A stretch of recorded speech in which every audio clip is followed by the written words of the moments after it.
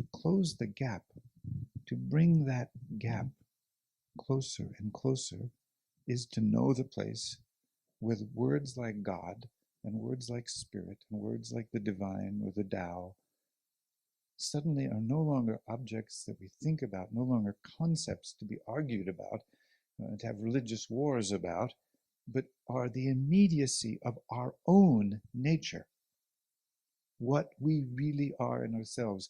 And I speak from my direct experience because that is what awakened in me 24 years ago, unequivocally, not just as a memory of a brief moment, but something that endured so long that it left me understanding that I cannot talk to you about what I know or about what we are.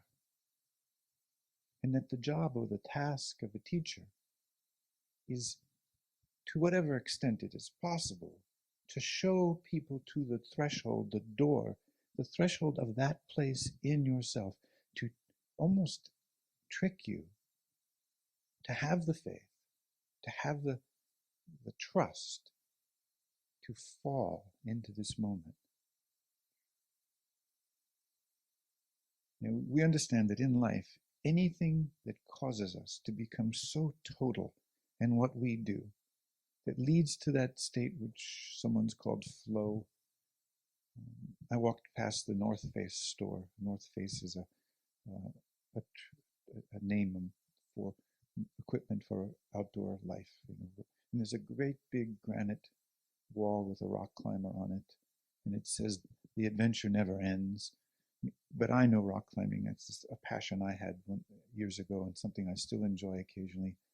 When you're doing something that takes all of your attention, all completely, so that there's no room to think about what you're doing, but only to be what you're doing, that is so alive, so inherently spiritual, so inherently regenerative, that we want to continue to do it any way we found it. If you find it through your voice, it's one of the ways that I work in deep retreat with people. I let us explore the voice in a very particular way so that we're not using our voice to get anywhere, but or to train the voice, but to literally use the voice as a way of falling into the present moment until it's not you using your voice, but hearing your voice as if it were being used through you, passed through you, lived by you.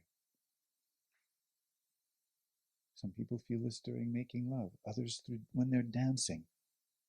Some people find it when you're not forcing yourself to do yoga, but you really let go into the breath, into the body's sensations, and you begin to notice that the body responds to the quality of your attention when you're practicing yoga with such subtlety, when you're no longer trying to do something, but are simply present with what exactly is happening.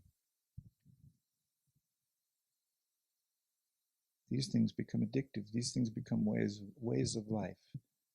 I remember an Olympic downhill skier that did a seminar with me 15 years ago, who believed he would never again be as alive as he had felt during the giant slalom skiing in the Olympics, waiting as the lights went beep, beep, beep, and he could push off with his hands frozen onto the ski poles and his body forgetting everything and just flowing totally. For him, that was the religious experience of his life. I'm sure some of you may have experienced that here out on a sailboat. I'm sure some of you have experienced it just one day when you were quietly sitting someplace doing nothing or walking. At that moment where the distance between the experiencing self, which we call me, and the world that we are part of, suddenly comes together, and there we are. We can call this awakening. In my language, I would say that this is an experience of the true self, and that this is one of the foundations of the spirituality, of any spirituality that's going to unite humankind. It doesn't matter what gender, we only have two choices, really.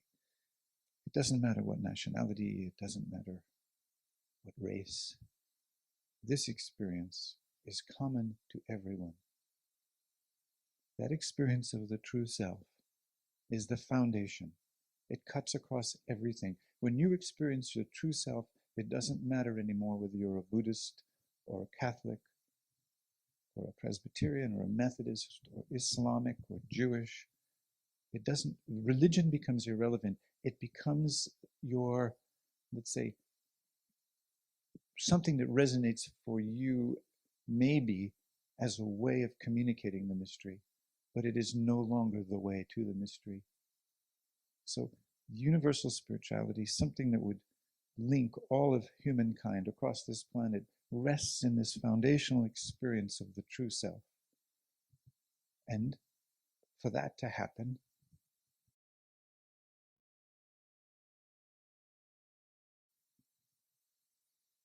why not right now?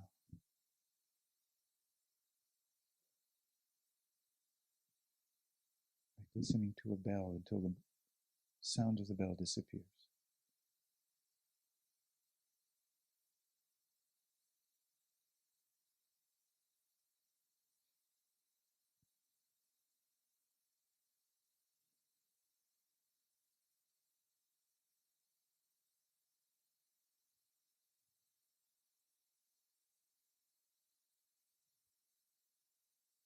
Let me tell you what I think the problem is facing our world, facing all of us. If we are going to know our true self, we have to be able to come to the beginning, right now, here. I'm looking to see whether I want to stand up, but I think this is a good height. We have to be willing, we have to be able to relax all the ways in which we attempt to escape from the immediacy of our own life, the immediacy of now. And where do we go?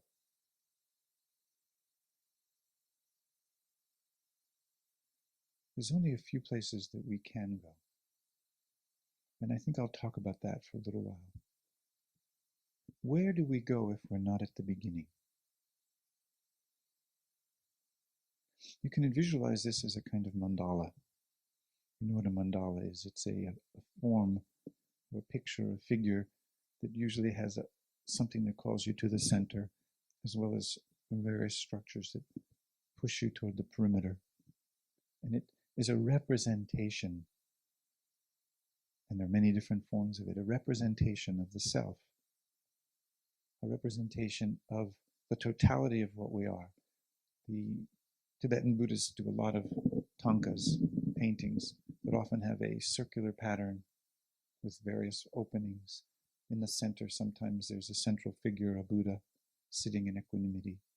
Around, above, there are certain deities or beings, and below, other deities and beings. The ones up above look very angelic and peaceful and beautiful, and the ones down below look very dark and threatening and frightening. And they're all parts of the forces that we, as human beings, struggle with, wrestle with, or wrestled with by day in and day out. You know what a mandala is. You've heard that expression enough. Well, imagine a mandala. Imagine it here in this piece of purple, these two pieces of dark blue purple fabric. I guess it's blue more than purple. What color is it?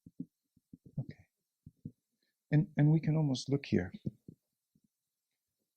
where because of the bend of the wall, there's a horizontal line and a vertical line. Can you all see that? I mean, it's obvious to me. Okay. So we have an intersecting point right here, the central point. Okay. Now this is what I mean by the beginning in ourselves. It's not going to happen tomorrow. You know, salvation isn't tomorrow. Forgiveness isn't tomorrow. Nobody's body heals itself of a disease tomorrow. You know what I mean? Don't imagine that happens tomorrow. It may be that you discover that you're healing tomorrow, but the process of healing, regeneration, growth, or the process of disease and degeneration is always happening right there at the beginning, in the present moment, never anywhere else. You never eat in the future, right? You never digest your meal in the future. You understand? It's always happening right in this moment. Now, if we want to, we can imagine that going up that way, vertically, from this central point, is going into the future. And briefly, if we are going to call that vertical movement toward the future on our mandala here, in this relative place, representational, and then going down, we could say, is going down is to the past. Let me just talk for a minute about what happens when we go into the future. It's largely conditioned. Why do you go to school? We go to school because if we don't go to school, we won't know the things we need to know to what? Survive, right? Look, if we're aboriginals, we're going to be taught not algebra and calculus, but we're going to be taught plant recognition, which snakes are poisonous, how to make an arrowhead, how to make an arrow, how to light fire, where to store food, and we're going to be taught what we need to survive. And if we're not taught, if we don't learn how to survive, then what's going to happen? We might not survive. Well, for us, that level of survival is irrelevant. We are attempting to survive at a much higher level. There's a philosopher, George J. Dar, who talks about successful survival versus just what's the most basic level of survival. Let's call it basic survival, successful survival, higher orders of survival, okay? Like when I was writing my first book, a mentor of mine said to me, write the book, but don't think it's going to save you. Understand? You understand. Okay, so where do we go? We go to the future.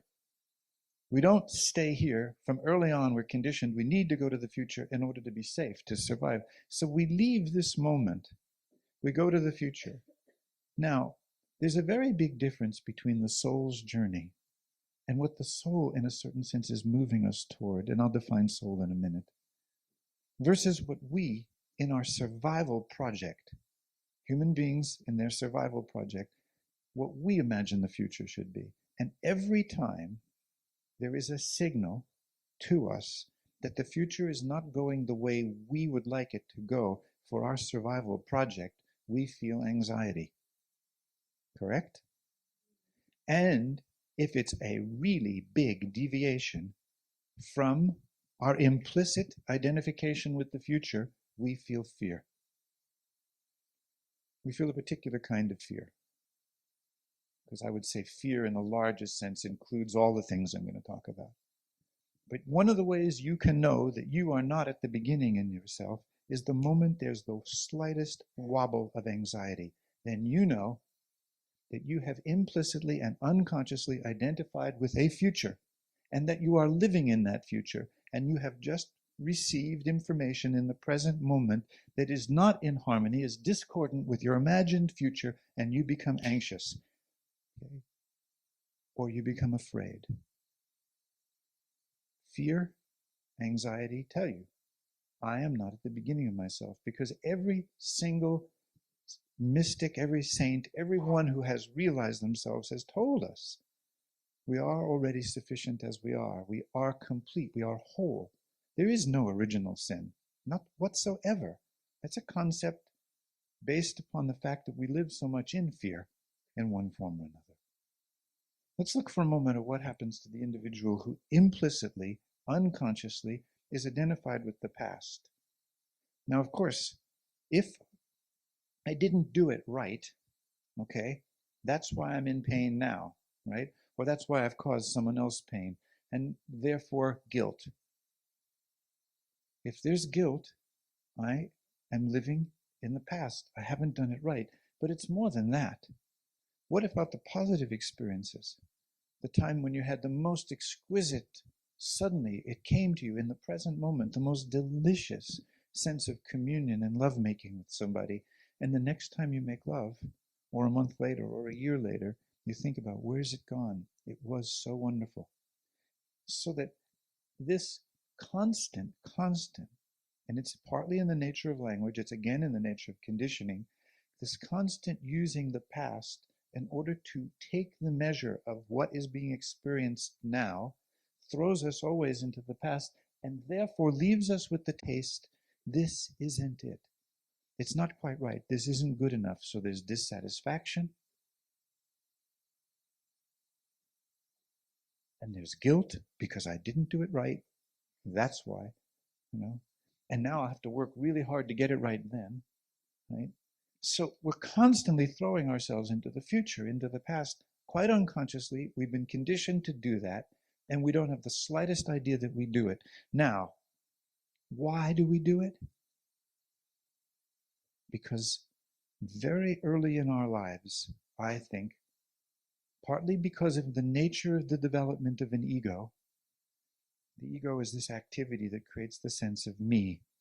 And me, as long as we say, I operate from a point of view that is uniquely mine, but my point of view is never, ever truly separate from yours, that at the beginning in ourselves, when each of us has this realization of the true self, we realize not so much how different we are from each other, we realize a place with which to meet and join with each other.